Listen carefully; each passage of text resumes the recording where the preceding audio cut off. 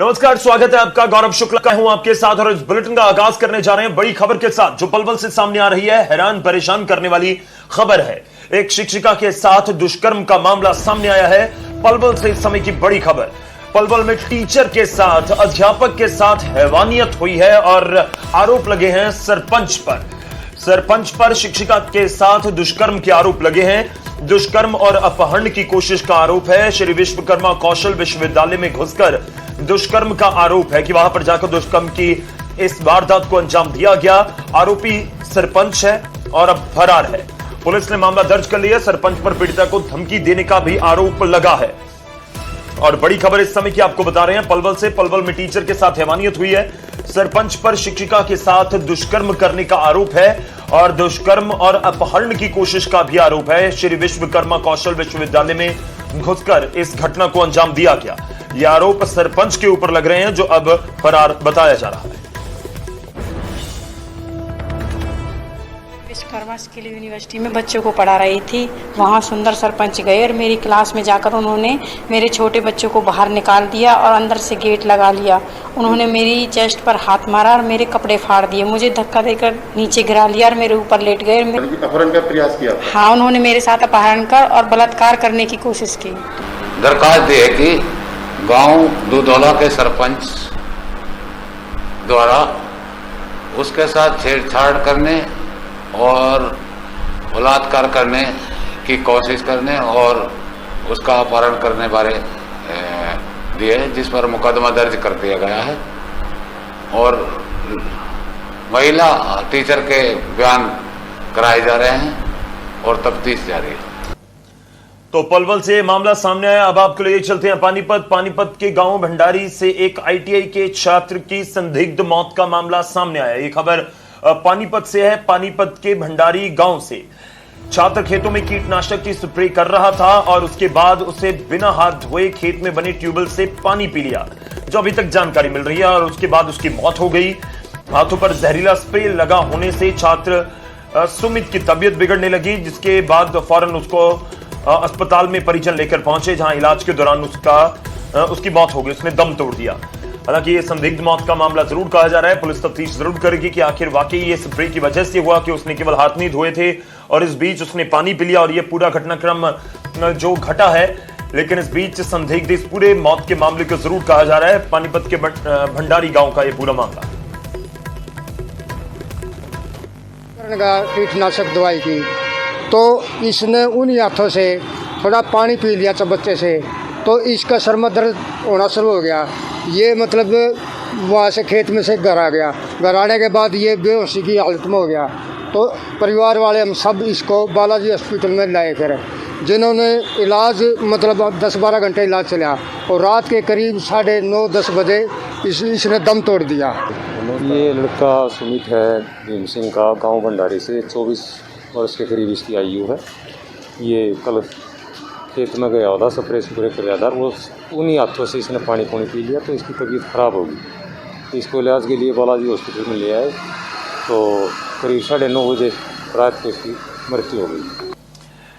चलिए, हरियाणा के बाद अब रुख करते हैं पंजाब का। पंजाब के होशियारपुर का, जहां से एक पोते की शर्मनाक करतूत सामने आई है। पोते ने अपनी दादी का कत्ल कर दिया और वजह जानकर आप हैरान रह जाएंगे कि आखिर इस तरह से क्या पोता अपनी दादी का कत्ल कर सकता है। जी हां, दादी ने पढ़ने के लिए बोला था, पढ़ने के लिए डांट दिया होगा और उसके बाद इस पोते की तरफ से अपनी दादी की जान ले ली गई। होशियारपुर में पोते की यह शर्मनाक करतूत सामने आई है। पंजाब के होशियारपुर से पोते ने दादी को मौत के घाट उतारा है। दादी की हत्या कर शव को फिर जला भी दिया। दादी की डांट से नाराज रहता था पोता। क्राइम पेट्रोल देखकर इस पूरी हत्या की साजिश उसकी तरफ से रची गई। यह भी एक पूरे मामले में इशारा ये कर रहा है कि ये ऐसा नहीं है कि गुस्से में आकर, ताव में आकर एकदम से इस वारदात को अंजाम दिया गया, बल्कि डांट से परेशान था और पूरी प्लानिंग की गई इस पोते की तरफ से। और कुछ सीरियल जो क्राइम से जुड़े हुए सीरियल्स आते हैं उनको देखकर ये पूरी उसने इस हत्या की साजिश रची। पुलिस ने आरोपी पोते को गिरफ्तार कर लिया है। पुलिस की जांच में पोते ने अपना जुर्म भी कबूल कर लिया। आपको बता दें कि होशियारपुर के बसी काले खां की ये घटना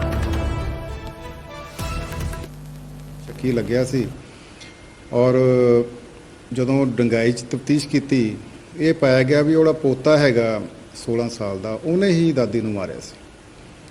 ਔਰ ਉਹਨੇ ਆਪਣਾ ਜੁਰਮ ਵੀ ਕਬੂਲ ਕਰ ਲਿਆ ਹੈਗਾ। ਉਹਦਾ ਇਹੀ ਸੀਗਾ, ਜਦੋਂ ਮੇਰੇ ਮੰਮੀ ਡੈਡੀ ਬਾਜ਼ਾਰ ਗਏ ਆ ਤੇ ਮੈਂ ਇਹ ਕੰਮ ਕੀਤਾ ਹੈਗਾ। ਉਹਨੇ ਪਹਿਲਾਂ ਰੋਡ ਨਾਲ ਮਾਤਾ ਨੂੰ ਮਾਰਿਆ ਔਰ ਫਿਰ ਤੇਲ ਉੱਥੋਂ ਪਾ ਕੇ ਉਹਦੇ ਉੱਤੇ ਅੱਗ ਲਾਤੀ ਔਰ ਬਾਅਦ ਵਿੱਚ ਉਹਨੇ ਆਪਣੇ ਆਪ ਨੂੰ ਬੈੱਡ ਦੇ ਵਿੱਚ ਬੰਦ ਕਰ ਲਿਆ ਔਰ ਜਿਹੜਾ ਬਰਾਂਡੇ ਨੂੰ ਪਹਿਲਾਂ ਉਹਨੇ बाहरों जिंदा लाता। चलिए एक बार फिर से अब रुक करते हैं हरियाणा के सोनीपत के बड़ौली गांव का, जहां पर हरियाणा के मुख्यमंत्री मनोहर लाल ने पहुंचना था अंबेडकर जयंती के मौके के ऊपर, लेकिन उन्होंने अपना दौरा रद्द कर दिया और कार्यक्रम रद्द होने से बहुजन समाज के लोगों में रोष है। दरअसल बड़ौली गांव में सीएम मनोहर लाल को अंबेडकर की मूर्ति का अनावरण करना था, लेकिन किसानों के विरोध के चलते उनका कार्यक्रम रद्द कर दिया गया। ये कुछ दिन पहले ही डिसाइड कर लिया गया था। बीजेपी की तरफ से ऐलान किया गया था कि हम 14 तारीख के प्रोग्राम्स को रद्द कर रहे हैं। वहीं बहुजन समाज के लोग भीमराव अंबेडकर की मूर्ति का अनावरण करवाना चाहते हैं। गांव में स्थिति को देखते हुए भारी पुलिस बल तैनात कर दिया गया है।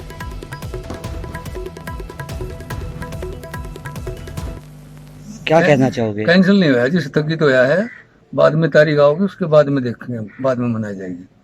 अच्छा, क्या कारण रहे? आपको क्या बताया गया, क्यों कैंसिल किया? कुछ ये किसान मोर्चा वाले, गांव वाले विरोध था कर रहे थे, 2-4 आदमी, उसकी वजह से तारीख स्थगित करके आगे कर रहे हैं। चलिए अब रुक करते हैं चंडीगढ़ का और बात होगी 4 करोड़ की चोरी की। और इस पूरे मामले को पुलिस ने सुलझाने का दावा किया है। जिस सिक्योरिटी गार्ड के ऊपर आरोप था उसको गिरफ्तार कर लिया गया। और आपको यह भी बता दें कि कुछ खुलासे भी पुलिस की तरफ से किए गए हैं। इस गिरफ्तारी के बाद इस पूरे मामले को सुलझाने का दावा है। दरअसल सेक्टर 34 के एक्सिस बैंक की एक ब्रांच से 4 करोड़ से ज्यादा की चोरी हुई थी। 4 करोड़ कैश चोरी किया गया था। ये वो ब्रांच है जहां से एटीएम्स को जो कैश है वो उपलब्ध करवाया जाता है। एटीएम की मशीनों में कैश सप्लाई किया जाता है। लेकिन आपको बता दें कि चंडीगढ़ बैंक से 4 करोड़ की रॉबरी का जो पूरा मामला है उसमें आरोपी गिरफ्तार हो चुका है। मामले पर एसपी क्राइम ने बड़े खुलासे किए हैं। उनकी तरफ से बताया गया कि गिरफ्तार आरोपी गार्ड से सारे पैसे रिकवर हो चुके हैं। जो लूट की रकम है उसको रिकवर कर लिया गया है। आरोपी ने अपना मोबाइल भी स्विच ऑफ कर दिया था। सोशल मीडिया के जरिए यह गिरफ्तारी हुई है। सोशल मीडिया पर यह आरोपी एक्टिव था। अपनी बाइक को भी इसने ठीक करवाया था और एक बैग में लेकर पैसे सीसीटीवी में कैद हुआ था कि वहां से जा रहा है। और उसी क्लू का पीछा करते हुए पुलिस ने इसे ट्रेस कर लिया। अपने मोबाइल को स्विच ऑफ कर दिया था, लेकिन सोशल नेटवर्किंग के ऊपर एक्टिव था। आमतौर पर ये चीजें होती हैं कि आप वाईफाई के साथ अपना सोशल मीडिया प्लेटफॉर्म चलता रखिए, अपने फोन को स्विच ऑफ कर दीजिए, और ये किया, लेकिन पुलिस की नजर से बच नहीं पाया, गिरफ्तार हो चुका है। और इस पूरी लूट की वारदात को अंजाम देने के बाद इस शख्स की तरफ से आपको बता दें कि अपनी बाइक को भी ठीक करवाया गया था। यह चंडीगढ़ एसपी क्राइम जो है उनकी तरफ से पूरी जानकारी दी गई। क्राइम ब्रांच की टीम ने इसमें सफलता हासिल की है और जो गार्ड गायब हुआ था उसको पकड़ने में समर्थ हुई है। एंड जो पैसा चोरी करके ले गया था वो जो हमको बैंक ने बताया था एफआईआर में, उसको रिकवर करने में समर्थ हुई है। तो क्राइम ब्रांच का ये बहुत अच्छा कैच है कि हमने जल्द ही, जिससे पहले वो चोर अपने पैसे को कहीं इधर उधर कर देता और या इस तरीके से कर देता कि उसकी रिकवरी ना हो, उसको पकड़ के और जो चोरी हुआ है उसको रिकवर करने में समर्थ हुई है। चलिए अब बात करते हैं एग्जाम्स की। एक तरफ कोरोना का कहर लगातार पूरे देश में नजर आ रहा है। बहुत तेजी से मामले देश में कोरोना के बढ़ रहे हैं और इस बीच सीबीएसई के छात्रों के लिए एक बड़ी खबर। सीबीएसई की तरफ से 10वीं और 12वीं के एग्जाम्स को लेकर एक बड़ा फैसला किया गया है। 10वीं के एग्जाम को रद्द कर दिया गया, परीक्षा रद्द कर दी गई है, जबकि 12वीं की परीक्षा को फिलहाल के लिए टाल दिया गया है।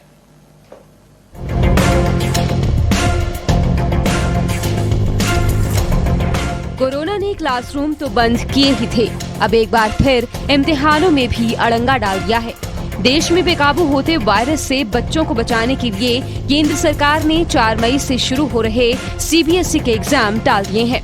प्रधानमंत्री नरेंद्र मोदी की मौजूदगी में हुई हाई लेवल मीटिंग में तय हुआ कि मौजूदा माहौल परीक्षाओं की इजाजत नहीं देता, इसलिए 10वीं की परीक्षा टाल दी जाए, जबकि 12वीं के पेपर फिलहाल स्थगित रखे जाएं।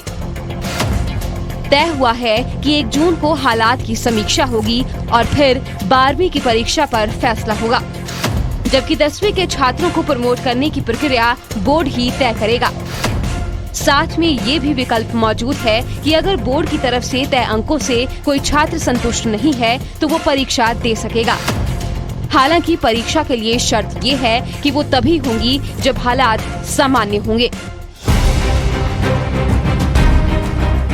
10वीं में इस बार करीब 18 लाख छात्रों ने परीक्षा देनी थी, जबकि 12वीं के 12 लाख छात्र मौजूद हैं और लगातार बढ़ते कोरोना के मामलों की वजह से न सिर्फ इन छात्रों बल्कि अभिभावकों और शिक्षकों के जहन में भी परीक्षाओं को लेकर आशंकाएं थी।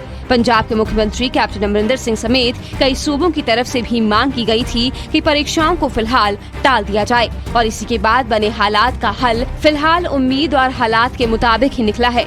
साथ में ये भी साफ कर दिया गया है कि इम्तिहान होने की सूरत में छात्रों को कम से कम 15 दिन पहले इत्तला कर दिया जाएगा ताकि वो खुद को एक बार फिर एग्जाम के लिए तैयार कर सके। Bureau report, news 18 Punjab. तो 10वीं की परीक्षा को तो रद्द ही कर दिया गया है, जबकि दूसरी तरफ 12वीं के छात्रों के लिए इस समय खबर यह है कि आपकी परीक्षा को फिलहाल के लिए टाल दिया गया है। कब होगी 1 जून को डिसाइड होगा जब समीक्षा बैठक की जाएगी।